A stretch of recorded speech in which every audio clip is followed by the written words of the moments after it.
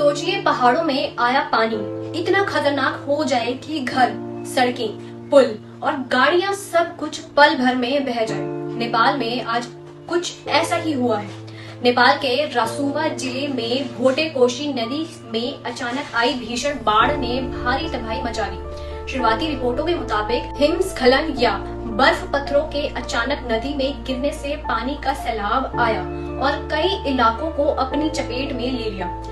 सैकड़ों लोग लापता हैं, जिनमें बड़ी संख्या में विदेशी पर्यटक और 100 से ज्यादा भारतीय नागरिक भी शामिल बताए जा रहे हैं। कई घर, सड़कें, पुल और हाइड्रो पावर प्रोजेक्ट बुरी तरह प्रभावित हुए हैं। लेकिन नेपाल के लिए बाढ़ कोई नई चुनौती नहीं है। 2017 में करीब 1.7 करोड़ लोग प्रभावित हुए, जबकि 2024 की विनाशकारी बाढ़ में भी सैकड़ों लोगों की जान गई। और अब इस मुश्किल घड़ी में भारत नेपाल के साथ खड़ा हुआ है।